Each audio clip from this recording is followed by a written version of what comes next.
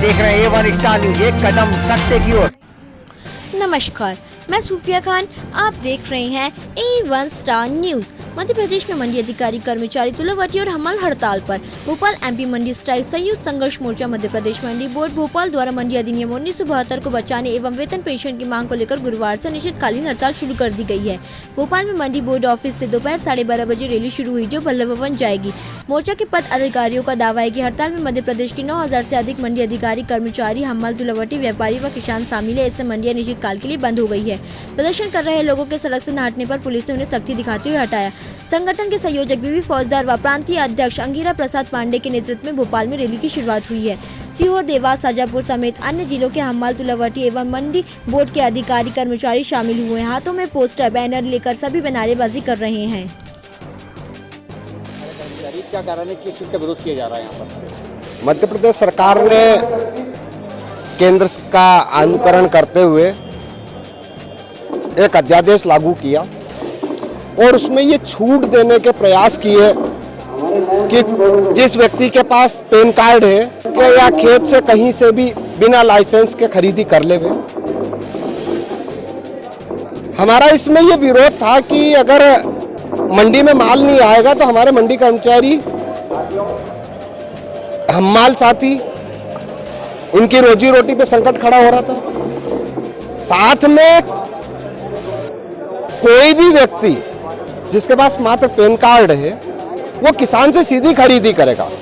सरकार इसके पीछे की मतलब उस कालिमा को नहीं समझ रही है कि सरकार किसानों को, भोले भाले किसानों को ठगोरों के हाथ सुपुर्द कर रही है कि कोई भुगतान की सुनिश्चितता नहीं है। ये हमारा सबसे बड़ा दिक्कत ये थी कि अगर हमारे यहाँ माल नहीं आएगा और हमें मंडी टैक्स नहीं प्राप्त होगा तो मंडी कर्मचारी जो 12-15 हजार मंडी कर्मचारी हैं, इन लोगों की रोजी रोटी, वेतन, भत्ते, पेंशन का संकट खड़ा होगा। ये हमारा, तो हम लोग ये मांग कर रहे हैं कि आप हमारे वेतन, भत्तों और पेंशन को सुनिश्चितता कर दी जाए। निजीकरण एक्ट का भी कोई मामला आ रहा है कि यहाँ पर कुछ कर्मचारी जो है उनको हटा के निजीकरण किया जा रहा है सरकार द्वारा? नहीं, सरकार धीरे धीरे ये चीजें लागू कर रही है। अभी उन्होंने निजी मंडी के लिए कॉन्सेप्ट लाए हैं, धीरे धीरे वो मतलब एकदम से नहीं, लेकिन उनका जो है एजेंडा वही है कि धीरे धीरे निजीकरण की ओर धकेला जा रहा है। कितना नुकसान होगा इसका? जो कर्मचारी जो सालों से मतलब मंडी बोर्ड में लगे हुए हैं, उनके परिवार को कितना नुकसान होगा इसका? देखिए, इस कर्मचारी का तो पूरा ही नुकसान है। मतलब इस समय मध्य प्रदेश में 70 मंडियां ऐसी है जहां पर वेतन भत्तों के लाले पड़ रहे हैं। 259 मंडियां, अगर ये ऐसा होता है तो मात्र 59 मंडियां बच जाएगी। बाकी 200 मंडियां तो पूरी तौर पे, 200 मंडी के कर्मचारी तो पूरी तौर पे घाटा हो जाएगा। मतलब पूरा ही घाटा है, कोई आकलन उसका है नहीं। और प्लस इसमें एक चीज और है कि जब ये सरकार संकट में आई, जब मंडी बोर्ड ने हमारे कमाए हुए पैसे, हमारे खून पसीने से कमाए हुए पैसे से सरकार की मदद की है। मैं बहुत ताजा छोटा सा एक उदाहरण देना चाहता हूं कि जब 2017 में गोलीकांड हुआ था मंदसौर का, और गोलीकांड के बाद में मुख्यमंत्री जी, हमारे मामा जी, जब उपवास पे बैठे थे, इस मंडी बोर्ड की इस बिल्डिंग से 800 करोड़ रुपया हमारा खून पसीने से कमाया हुआ पैसा मुख्यमंत्री जी को भेजा था और उन्होंने किसान को राहत दी थी। अब ये हमारा दुर्भाग्य है कि हमारा पैसा कमाया, हमारा खून पसीने से, हमने जान पे खेल के पैसा कमाया और उसका उपहार हमें मंडी बोर्ड, हमें सरकार ये दे रही है, हमें बेरोजगार कर रही है। तो एक बार आपका नाम बता दीजिए और कहाँ से हो? धर्मेंद्र सिंह तोमर हूँ, संयुक्त मोर्चे का संभागीय उपाध्यक्ष और इंदौर से। आक्रोश दिख रहा है, काफी जो कर्मचारी है, क्या मामला है? ये जो आज आक्रोश प्रदर्शन दिख रहा है, यहाँ पर पूरे प्रदेश के मंडी कर्मचारी एकत्रित हुए हैं और वो इसीलिए एकत्रित हुए कि जो मॉडल एक्ट केंद्र सरकार ने लागू किया है, हम उसके विरोध में यहाँ पर आए हैं। उसका विरोध मॉडल एक्ट का नहीं कर रहे हैं, हम लोग हमारा ये विरोध कर रहे हैं कि हम लोगों से जो मॉडल एक्ट लागू होने से हम लोगों की जो नौकरी पे खतरा आया है, वो नौकरी हमारी बरकरार रहे और हमें राज्य शासन में वो सम्मिलित करे, ये हमारी मांग है। क्या है मॉडल एक्ट, क्या है, क्या नुकसान होगा? मॉडल एक्ट सरकार ने लागू करा है, उससे उन्होंने व्यापारी को पूर्ण तरह छूट दे दी गई है कि आप पे कोई मंडी टैक्स नहीं लगेगा, और जब मंडी टैक्स नहीं लगेगा तो फिर हम लोगों की भरपाई कैसे होगी। एक बार आपका पूरा नाम बता दीजिए। मैं गुलाब शर्मा, इंदौर संभाग संयुक्त मोर्चे का संगठन मंत्री।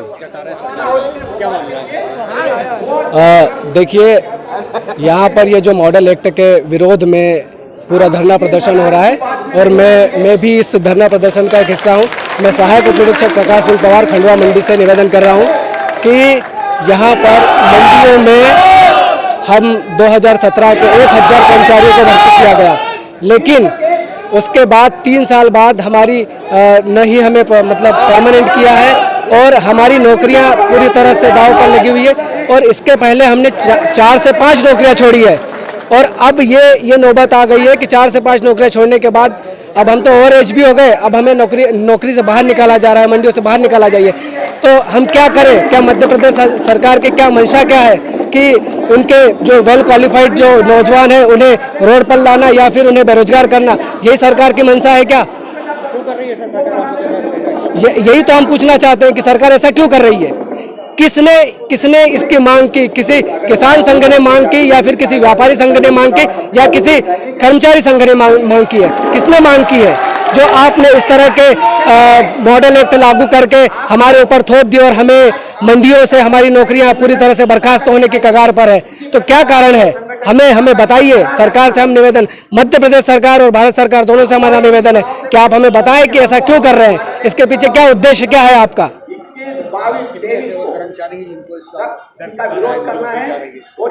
2017 के 1000 और उसके बाद पूरे मध्य प्रदेश के कर्मचारी देखें तो 10,000 से ज्यादा कर्मचारी है जिनकी नौकरियों पर ये इस तरह का संकट मंडरा रहा है।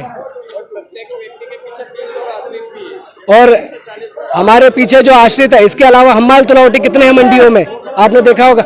इसके अलावा गार्ड मंडियों से पूरी तरह से नौकरियां उनकी बर्बाद हो गई है, हमाल तुलावटी भी दर के ठोकरे खाने लग गए हैं। तो क्या कारण क्या है? आपकी मंशा क्या है? क्या चाहते हैं आप? क्या इन मतलब सभी लोगों को आप जिन्हें अपने भांजे भांजिया बोलते हैं, आप मामा कहलाए जाते हैं, तो क्या यही मिसाल देना चाहते हैं आप कि लोगों की हम लोग क्या अब तो रोड पे आके चाय भजिए बेचे क्या, या पकौड़े बेचे? मैं खंडवा मंडी से प्रकाश सिंह पवार, सहायक उप निरीक्षक।